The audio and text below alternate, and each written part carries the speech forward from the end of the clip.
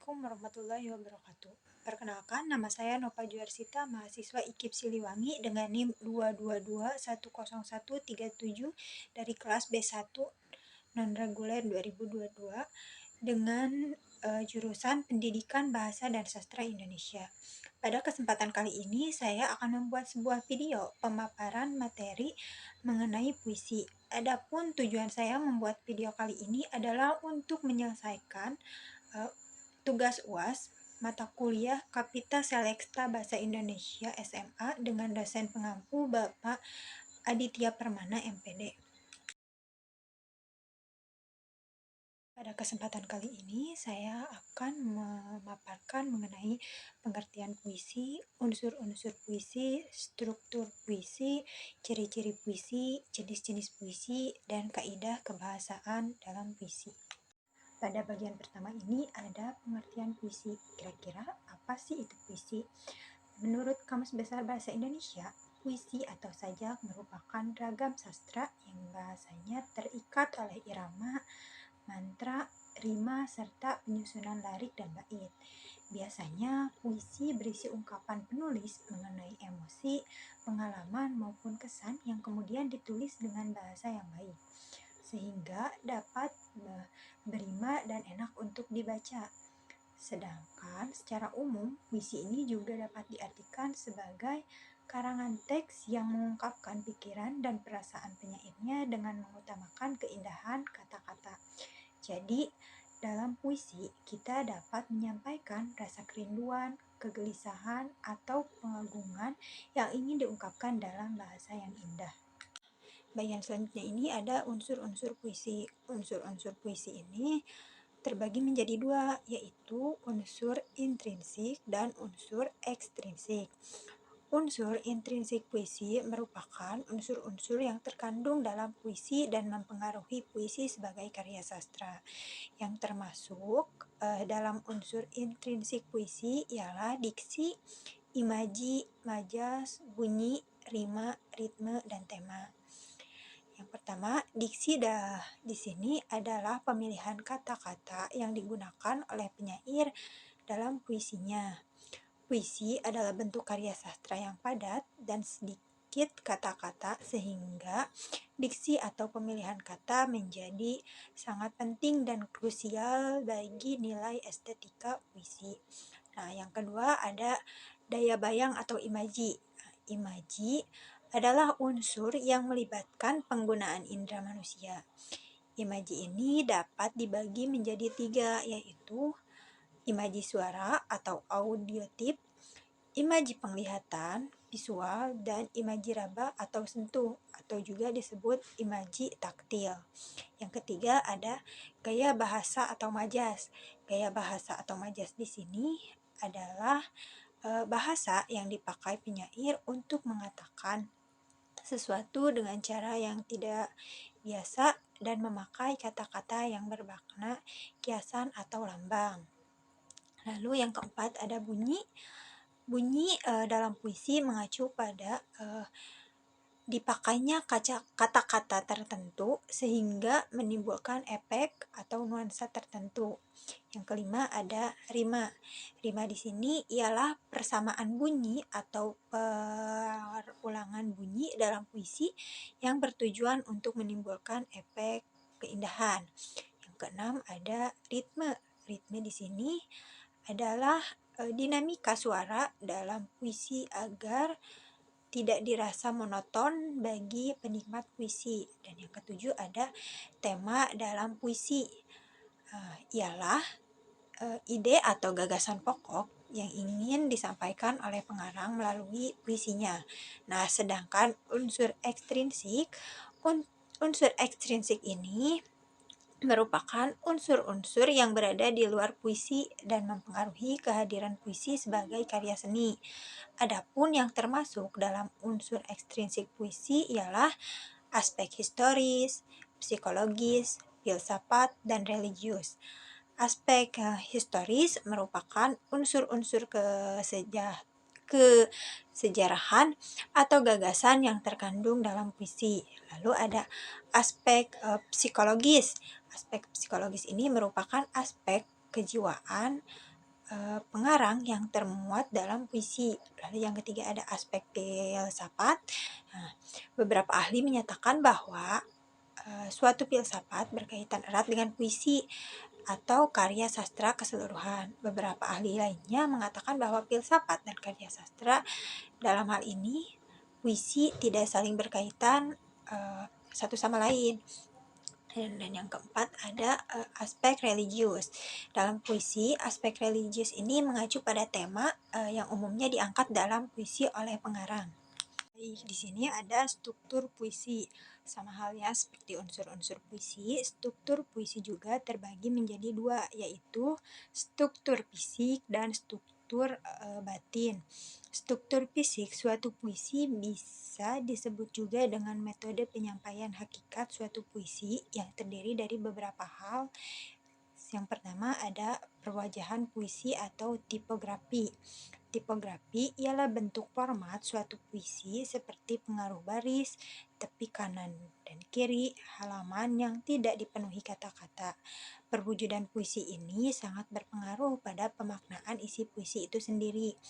Yang kedua ada diksi. Diksi merupakan pemilihan kata yang dilakukan oleh seorang penyair dalam mengungkapkan puisinya sehingga didapatkan efek sesuai dengan yang diinginkan.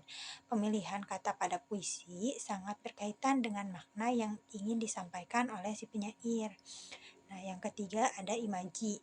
Imaji ialah susunan kata dalam puisi yang bisa mengungkapkan pengalaman indrawi sang penyair seperti pendengaran, penglihatan, dan perasaan sehingga dapat mempengaruhi audiens seolah-olah merasakan yang dialami sang penyair.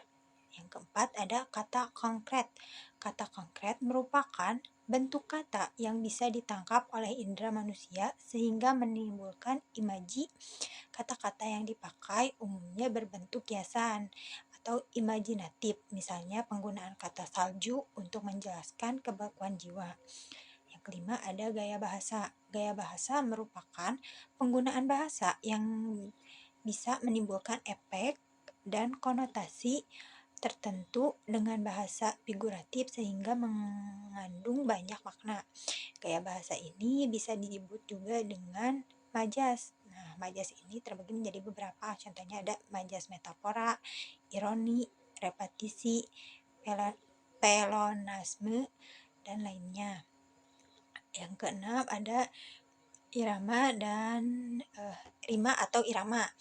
Nah, rima atau irama ialah adanya persamaan bunyi dalam penyampaian puisi, baik di awal, di tengah, maupun akhir puisi. Nah, selanjutnya ada unsur batin. Unsur batin puisi biasanya disebut juga sebagai hakikat suatu puisi yang terdiri dari beberapa hal seperti yang pertama ada makna. Nah, makna adalah unsur utama dalam puisi karena dapat menjelaskan makna yang ingin disampaikan oleh seorang penyair yang medianya berupa bahasa. Yang kedua ada rasa. Rasa adalah sikap sang penyair terhadap suatu masalah yang diungkapkan dalam puisi. Pada umumnya, ungkapan rasa ini berkaitan dengan latar belakang sang penyair, misalnya agama, pendidikan, kelas sosial, jenis kelamin, pengalaman sosial, dan masih banyak lagi. Yang ketiga ada nada. Nada di sini adalah sikap seorang penyair terhadap audiensnya serta sangat berkaitan dengan makna dan rasa. Melalui nada, seorang penyair dapat menyampaikan suatu puisi dengan nada mendikte, menggurui, memandang rendah, dan sikap lainnya terhadap audiens. Dan yang terakhir ada tujuan atau amanat. Tujuan atau amanat adalah suatu pesan yang ingin disampaikan oleh sang penyair kepada audiens. Selanjutnya ada ciri-ciri puisi. Berikut ini adalah ciri-ciri puisi secara umum. Yang pertama, berisikan ungkapan pikiran, perasaan, dan pengalaman penyair yang bersifat imajinatif. Yang kedua, menggunakan bahasa konotatif. Yang ketiga, terdapat pemadatan segala unsur daya bahasa. Yang keempat, menggunakan diksi yang tepat dengan memperhatikan irama atau bunyi, dan yang terakhir ada dapat dibentuk oleh tipografi. Di sini ada jenis-jenis puisi. Jenis-jenis puisi ini terbagi menjadi dua, yaitu puisi lama dan puisi baru. Puisi lama terdiri dari pantun, syair, talibun, mantra, dan gurindam. Pantun adalah puisi tradisional Melayu yang terdiri dari dua bagian, yaitu sampiran, 2 baris pertama, dan isi 2 baris terakhir, dengan rima A, B, A, B. Yang kedua ada syair. Syair adalah puisi lama yang terdiri dari 4 baris per bait. Semua baris berisi pesan dan berima A, A, A, A. Nah, syair ini sering menggambarkan perasaan atau cerita. Yang ketiga ada talibun. Talibun adalah bentuk puisi yang mirip syair tetapi memiliki lebih dari 4 baris, biasanya 6 hingga 10 baris dengan struktur rima A, B, C, A, B, C, dan seterusnya. Yang keempat ada mantra. Mantra adalah ungkapan atau kalimat yang diucapkan dengan tujuan tertentu, sering digunakan dalam konteks spiritual atau magis dengan rima A, B, C, A, B, C. Yang keempat ada gurindam. Gurindam adalah puisi yang terdiri dari 2 baris dalam 1 bait, biasanya mengandung nasihat dan petuah dengan rima A, A, B, B, C, C. Nah, lalu ada puisi baru. Puisi baru terbagi menjadi 3, yaitu puisi lirik, puisi naratif, dan puisi deskriptif. Puisi lirik adalah ungkapan perasaan dan emosi pribadi penyair, seringkali bersifat pendek dan fokus pada pengalaman batin. Contohnya termasuk elegi, ode, dan serenada. Yang kedua ada puisi naratif. Puisi naratif menceritakan sebuah kisah atau peristiwa yang terdiri dari 2 subkategori, balada yang mengisahkan tokoh perkasa dan romansa yang berfokus pada kisah cinta. Yang ketiga ada puisi deskriptif. Puisi deskriptif menggambarkan keadaan atau suasana dengan memberikan kesan mendalam. Nah, puisi deskriptif ini termasuk puisi satire dan kritik sosial. Nah, yang terakhir di sini ada kaidah kebahasaan puisi. Kaidah kebahasaan puisi mencakup beberapa elemen penting. Yang pertama ada kalimat perintah dan saran, yaitu mengandung kalimat yang memberikan instruksi atau ajakan seperti segeralah datang atau mari kita jaga persatuan.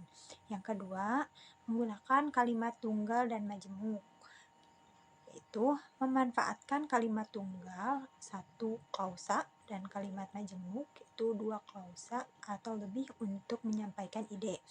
Yang ketiga, penggunaan majas, yaitu mengandung bahasa kiasan seperti metafora dan simile yang memperkaya makna dan estetika puisi. Nah, kaidah-kaidah tadi itu mampu membantu dalam menyampaikan pesan secara efektif dan indah. Baik, mungkin sekian pemaparan materi terkait puisi tadi. Semoga pemaparan tadi dapat bermanfaat dan dimengerti. Mungkin sekian yang dapat saya sampaikan. Mohon maaf atas segala kekurangannya. Wassalamualaikum warahmatullahi wabarakatuh.